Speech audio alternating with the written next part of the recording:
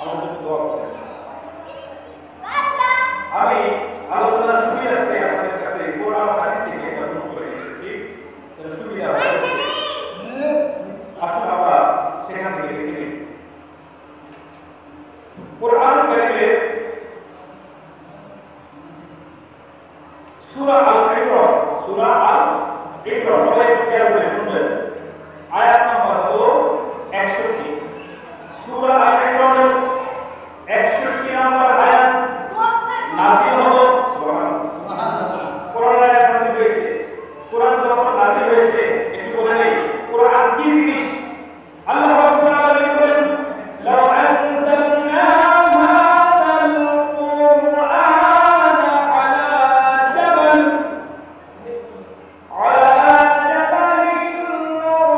রাআইতাহু খাশি'আন মুতাsaddi'an min khashyatillah wa tilkal amthalu nadribuha lin-nasi la'allahum yatafakkarun।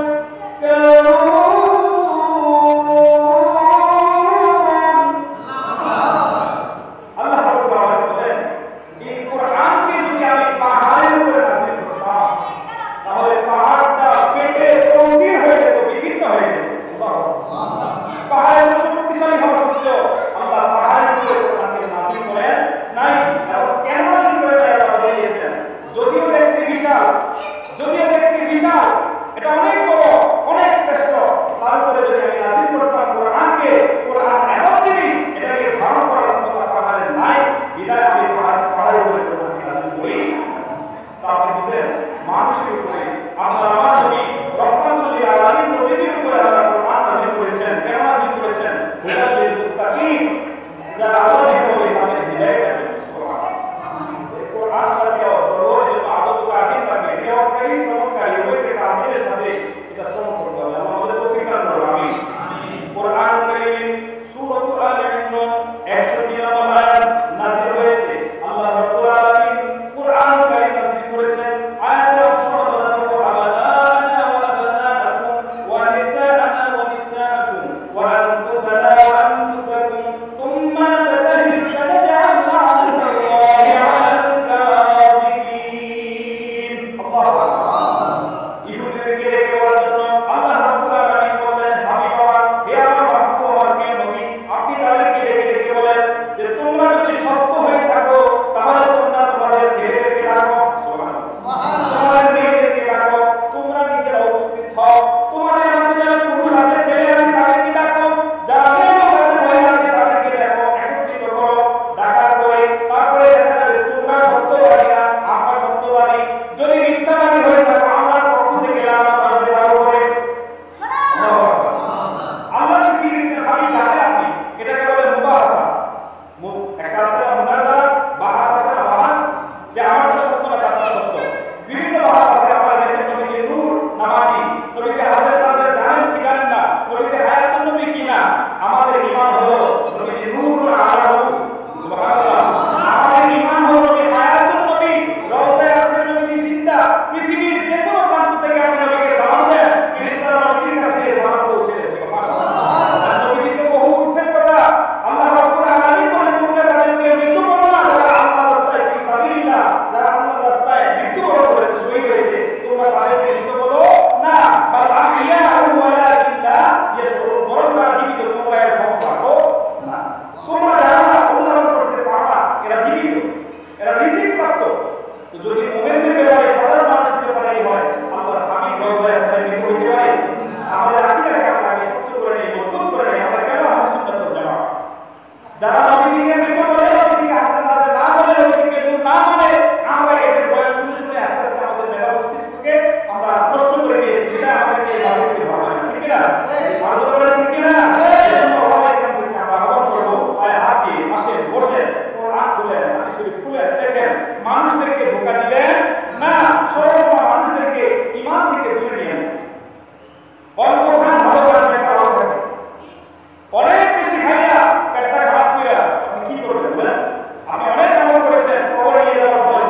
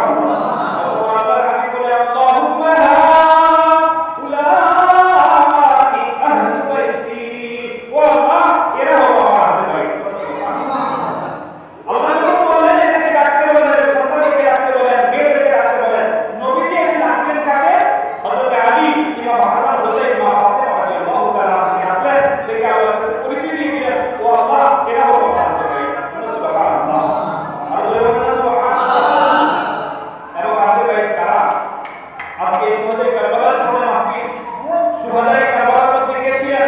ইমাম হুসাইন রাদিয়াল্লাহু তাআলা আনহু। যার ব্যাপারে নবী বলেছেন, মান আহাব্বা হুসাইনা আহাব্বাল্লাহ ফাকাদ আহাব্বাল্লাহ। যে ব্যক্তি হুসাইনকে ভালোবাসবে আল্লাহ রাব্বুল ইজ্জত তাকে ভালোবাসবে। সুবহানাল্লাহ। আমরা আল্লাহর ভালোবাসা পেতে চাই কি চাই না? আল্লাহর দয়া পেতে চাই কি চাই না? যদি আল্লাহর দয়া পেতে চাই শুহাদায়ে কারবালার মাহফিলে আসতে হবে। ইমাম হুসাইন রাদিয়াল্লাহু তাআলা আনহু ভালোবাসেন। ইমাম হুসাইন রাদিয়াল্লাহু তাআলা আনহু নবী ঠিক কি বলেন? কারণ আল্লাহ আপনাকে কখনোই ভালোবাসবে আপনি যদি ইমাম হুসাইন রাদিয়াল্লাহু তাআলা আনহুকে ভালোবাসেন। এই কথা কে বলেছেন? নবী করিম সাল্লাল্লাহু আলাইহি ওয়াসাল্লাম।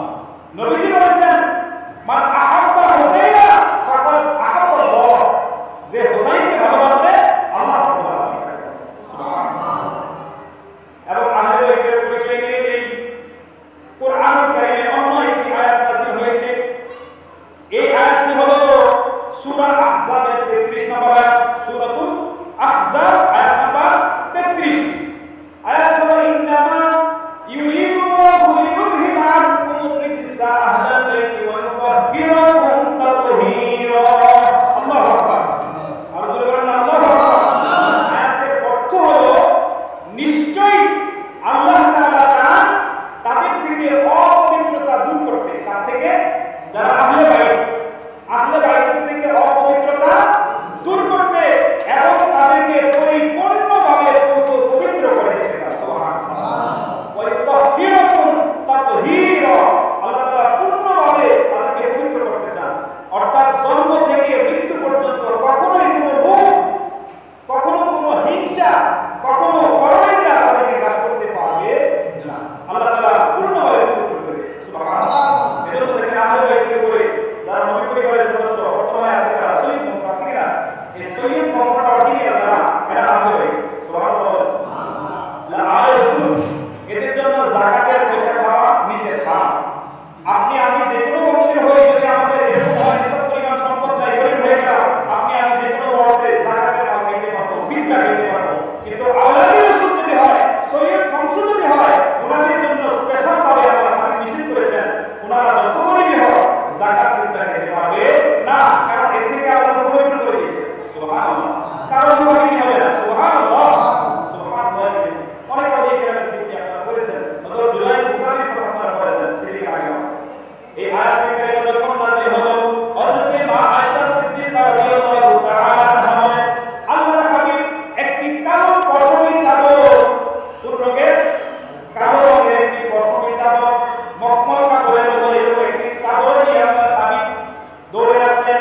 এসে সর্বপ্রথমে হযরত আলী, অতঃপর মা ফাতেমা, অতঃপর ইমাম হাসান হোসেন রাদিয়াল্লাহু তাআলা আনহু, ডানে বামে হাসান হোসেন, সামনে পিছে মা ফাতেমা, হযরত আলী রাদিয়াল্লাহু তাআলা আনহু রেখে আল্লাহর হাবিব একখানা চাদর দিয়ে, ওই কালো পশমি চাদর দিয়ে তাদেরকে ঢেকে দিলেন এবং ওই সময় তাদের পরিচয় দিলেন, আল্লাহ এরা হলো আমার আহলে বাইত। সুবহানাল্লাহ। আল্লাহ বলেন যে আমি তাদের থেকে অপবিত্রতা দূর করে দিতে চাই এবং তাদেরকে চিরতরে পূর্ণভাবে পবিত্র করে দিতে চাই। আল্লাহ হাবিব তাদের পরিচয়টা দিয়ে দিলেন, ও আল্লাহ আপনি যে পবিত্র করতে চান এরা হলো আমার আহলে বাইত, এদেরকে আপনি। সুবহানাল্লাহ। সুবহানাল্লাহ। প্রাণের বাবা আমার আল্লাহর হাবিব কষ্টের পর কষ্ট সহ্য করেছেন। দিন ইসলাম এমনি এমনি আপনার আমার কাছে চলে আসে নাই। আল্লাহর হাবিব এই ইসলাম প্রচারের জন্য কাফের মুশরিকদের কাছ থেকে কটাক্ষের শিকার হয়েছেন। তায়েফের জমিনে দান মুবারক শহীদ হয়েছে। কত কষ্ট সহ্য করেছেন, কত কঠোরতা শুনেছেন।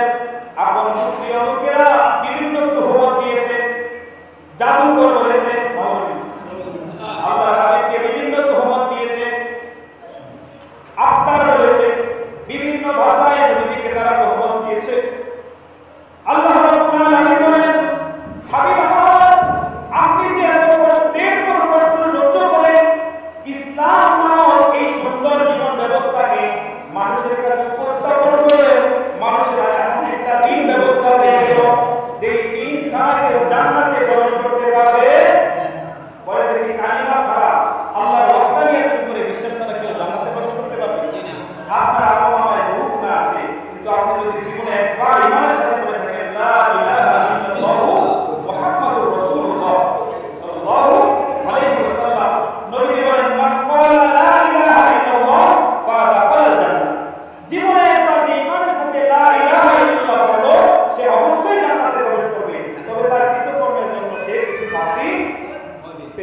হবে। তো দেখেন আল্লাহর হাবিব এত কষ্ট সহ্য করে ইসলাম নামক এই সুন্দর ব্যবস্থাপনা আপনার আমার কাছে পর্যন্ত পৌঁছে দিয়েছে। এত কষ্ট সহ্য করে পৌঁছে দিয়েছে যে ইসলাম কবুল না করলে আপনি জান্নাতে যেতে পারবেন না। এমন সুন্দর ইসলাম আল্লাহর হাবিব আপনার আমার কাছে পৌঁছে দিয়েছে। আল্লাহ রাব্বুল আলামিন বলেন, হাবিব আপনি বলেন আমি এই যে কষ্ট করে ইসলামকে তোমাদের কাছে পৌঁছে দিলাম, এর বিনিময় এর পারিশ্রমিক আমি তোমাদের কাছে চাই। আমার সাথে কি কথা বলেন? এর পারিশ্রমিক আমি চাই না। ইল্লাল মাওয়াদ্দাতা ফিল কুরবা, একটা জিনিস চাই, শুধুমাত্র একটা জিনিস চাই। এই জিনিসটা হলো তোমরা আমার নিকট আত্মীয়, আমার আহলে বাইতকে ভালোবাসবে।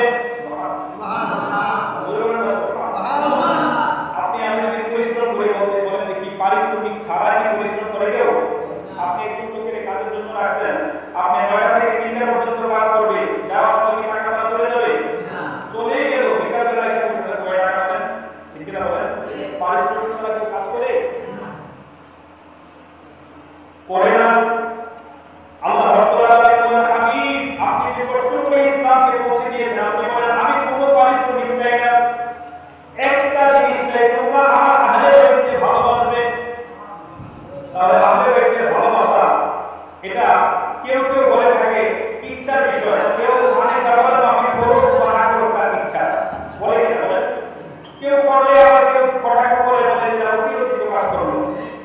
একটু সত্য করে বলেন, আপনার জ্ঞানে যদি ধরে আহলে বাইতকে ভালোবাসা এটা কার নির্দেশ? এটা কার নির্দেশ? হাবিব আপনি বলে দিন তারা যেন আপনাকে পারিশ্রমিক না দেয়, আপনি পারিশ্রমিক চান না, তবে একটা জিনিস চান, আহলে বাইতের ভালোবাসা। এটা কার নির্দেশ? আল্লাহ নির্দেশ করে কি নফল না ফরজ? সবাই জোরে বলেন, আল্লাহ নির্দেশ মানে কি নফল না ফরজ? তাহলে আহলে বাইতের ভালোবাসা কি নফল না ফরজ? আহলে বাইতকে ভালোবাসা ফরজ, এটা আল্লাহর বিধান, আল্লাহর হুকুম। আল্লাহর বিধানকে যদি কেউ তুচ্ছ তাচ্ছিল্য করে কটাক্ষ করে তার ঈমান থাকবে না? দাওয়াত দেওয়ার ঈমান থাকবে না?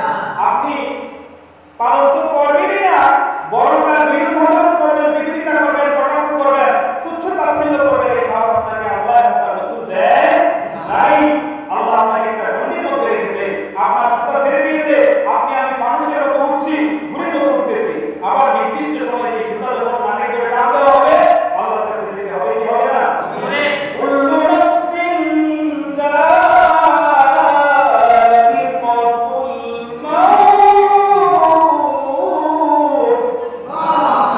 সুম্মা ইলাইনা তুরজাউন।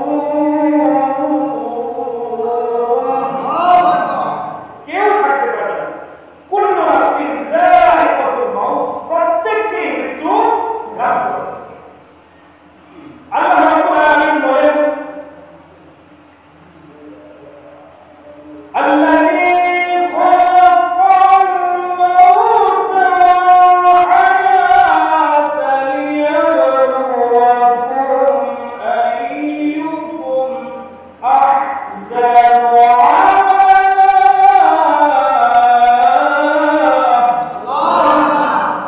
আল্লাহ রাব্বুল আলামিন বলেন, আল্লাযী খালাকাল মাউতা, যিনি মৌত সৃষ্টি করেছেন, তিনি মৌত সৃষ্টি করেছেন, মৃত্যু এজন্য সৃষ্টি করেছেন, ওয়াল হায়াতা এবং হায়াত জীবন আর মৃত্যুকে তিনি এজন্য সৃষ্টি করেছেন, লিয়াবলুয়াকুম আইয়ুকুম আহসানু আমালা, সেদিন তিনি দেখবেন কার আমল কতটুকু। আল্লাহু আকবার। দুনিয়ায় থাকা যাবে না, দুনিয়াতে আল্লাহ পাঠাইছেন, জীবন দিয়েছেন, আবার মৃত্যু দিবেন, মৃত্যু নামক গেট দিয়ে আপনাকে আমাকে কবরে যেতে হবে, তারপরে হাসর ফুলসিরা আপনাকে আমাকে আল্লাহ বিচারের কাঠগড়ায় দাঁড়াইতে হবে, কি হবে না? আল্লাহ বলে আমাকে দেখার জন্যই তোমাদেরকে হায়াত দিলাম, আবার মৃত্যু দিলাম, যে কার আমল কতটুকু। আহসানু আমালা, আমল কেমন সুন্দর, কেমন আমল করলো দুনিয়াতে। আমার নবীর আহলে বাইতকে কি তোমরা তাদের সাথে দুশমনি করবে না, ভাব করবে?